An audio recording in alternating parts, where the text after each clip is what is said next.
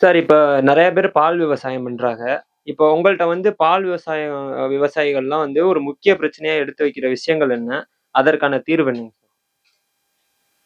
பொதுவா வந்து நமது பால் வியாபாரிகள், பால் விவசாயிகள், பால் மாடு வச்சுக்க வந்து பெரிய பிரச்சனை வந்து ஒன்று வந்து தீவனம், தீவன பற்றாக்குறைன்னு தீவன பற்றாக்குறை. அது மட்டும் இல்ல, தீவனம் வந்து அதிக விலை. 2வது வந்து பால் விலை. பால் விலை குறைவு அப்படின்றது. இந்த தீவன விலை அதிகம்னால என்ன பண்றா, அதிகம் வந்து ஒரு உண்மையான காரணம் தான்.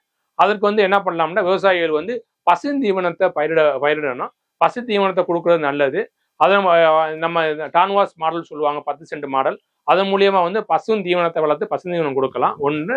அப்புறம் வந்து இந்த நம்ம அடர் தீவனத்தை வந்து காசு அதிகம் இருக்கனால அடர் தீவனத்தை வந்து விவசாயிகளே வந்து தயார் பண்ணிக்கலாம். குழுவா சேர்ந்து மிஷின் வாங்கி தயார் பண்ணிக்கலாம். அது மட்டும் இல்ல, இந்த அசோலா என்ன பண்ணும், ஒரு செல் தாவரம் இருக்குது, அது அதிக அளவு புரதச்சத்து மிக்கது. ஸோ அந்த அசோலாவை வளர்த்து அதை நம்ம வந்து பயிரிட்டு அதை வந்து டெய்லி தீவனத்துக்கு கொடுக்குற மூலியமா நம்ம தீவன காசு குறையும். பாலை பொறுத்தளவு முடிந்த அளவு நம்ம வந்து நேரடியாக விற்பனை பண்ணோம்னா லாபம் கிடைக்கும்.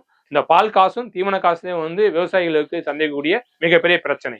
பால் சார் இப்ப இந்த அசோலா குடுக்கறதுனால சில இதுக்கு இந்த கழிச்சல் அது மாதிரினா பிரச்சனைனா வருதுன்னு சொல்றாங்க. அத பத்தி உங்களோட கருத்து என்ன?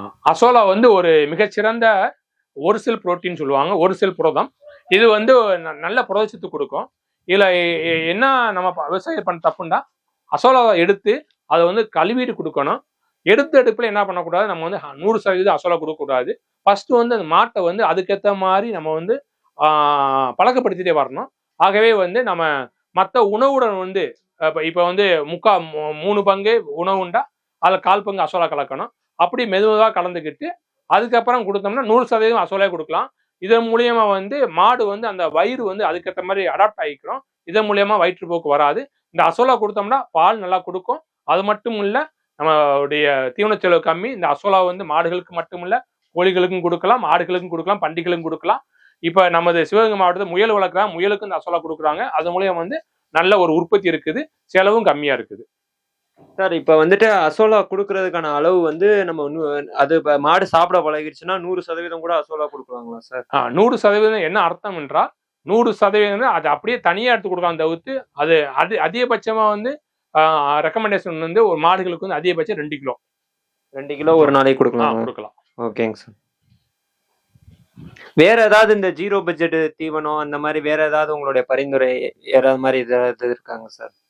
இதுல வந்து இந்த ஜீரோ பட்ஜெட் அர்த்தம் வந்து நம்ம வந்து எல்லாமே முடிந்த அளவு நம்ம மூலியமா ரெடி பண்ணாம வச்சுக்கிறோம். இதுல வந்து பசுந்தீவனம் உற்பத்தி பண்ணிக்கலாம், அசோலா உற்பத்தி பண்ணிக்கலாம், கோழிகளுக்கும் நம்மளே கரையான் உற்பத்தி பண்ணிக்கலாம். அது மட்டும் இல்லாம வந்து அந்த மற்ற நெத்துக்கெல்லாம் காய வச்சு அதை வந்து நம்ம வந்து நெத்து, நம்ம கடலைக்கொடி இவையெல்லாம் முக்கிய முறையா பதப்படுத்தி பயன்படுத்தினோம்னா நம்ம வந்து செலவு கம்மியாகும். சார் இப்ப வந்து பொதுவா இந்த மாதிரி வறட்சி மாநிலங்கள்ல எல்லாம் வந்துட்டு தீவன பயிர்கள் வளர்க்க முடியல. அப்பேற்பட்ட பட்சத்துல இப்ப பொதுவா மக்கள்லாம் என்ன பண்றாங்கன்னா, இந்த நீச்சு தண்ணி மாதிரி வீட்டுல வந்துட்டு வச்சுக்கிட்டு பழைய சாப்பாடு இதெல்லாம் போட்டு வளர்க்குறாங்க. இப்படி போட்டு வளர்க்கையில வந்துட்டு இது ஒரு இதனால மாடுக்கு எந்த பாதிப்பும் வராதுங்களா சார்?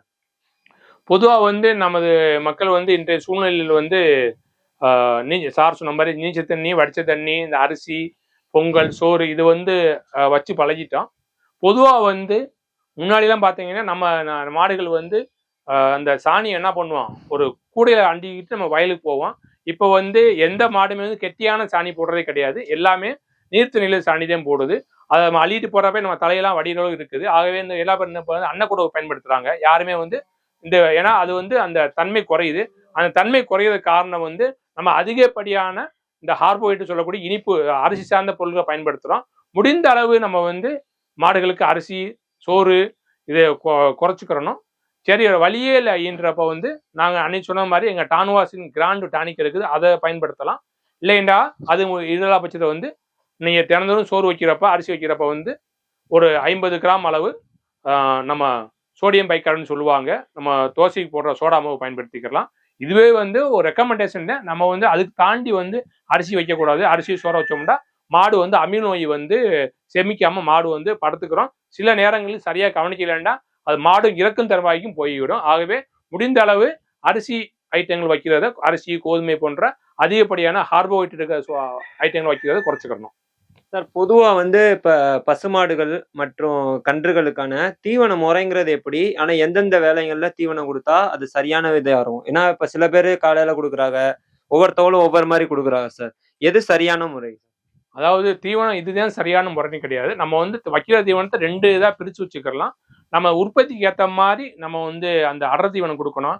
நெறைய இடங்கள்ல வந்து நம்ம அடர் தீவனமே குடுக்குறது கிடையாது. வெறும் வெறும் உலர் தீவனம் தான் குடுக்கணும். அடர் தீவனம் கட்டாயம் குடுக்கணும். அது மட்டும் இல்லாமல் ஒரு மாடுக்கு வந்து குறைந்த அளவு 20 டூ 25 கிலோ வந்து பசுந்தீவனம் குடுத்து நம்ம பண்ணணும். இங்க வந்து பசுந்தீவனம் குடுக்குறதும் கம்மி. ஆகவே பசுந்தீவனம், உலர் தீவனம் வந்து 2 டயம் வந்து முறையா குடுத்தோம்னா, மாடு உற்பத்திக்கு சரியா இருக்கும். மாடுகளுக்கு எந்த பிரச்சனையும் வராம இருக்கும். அதன் கூட சேர்த்து வந்து நம்ம வந்து தாது உப்பு கலவைய கலந்து குடுக்கணும். ஏன்னா நம்ம மாவட்டத்துல வந்து சில தாது உப்புக்கள் வந்து சில தாதுக்கள் வந்து பற்றாக்குறையா இருக்கு. அத வந்து நம்ம தண்ணீல இருந்தோ இது நம்ம பயிர்ல இருந்து கிடைக்காது. அது வந்து நம்ம உணவு மூலியமா வெளியில இருந்து தான் குடுக்கணும். ஆகவே எல்லா விவசாயிகளும் வந்து தாது உப்பு கலவை வந்து ஒரு நாளைக்கு வந்து 30 35 கிராம் அளவு குடுக்குற மாரி வச்சுக்கணும். தாது உப்பு குடுக்குற மூலியமா வந்து பல பிரச்சனைகள் தீர்த்து நிவர்த்தி அடையும். அது மட்டும் இல்லாமல் வந்து மாடு வந்து நல்லா ஆரோக்கியமா இருக்கும். நல்லா செனை பிடிக்கும். கொஞ்சம் நல்லா முன்னேற்றம் காணப்படும். ஆகவே தாது உப்பும் சேர்ந்து கொடுக்கும் நன்மை பயக்கும்.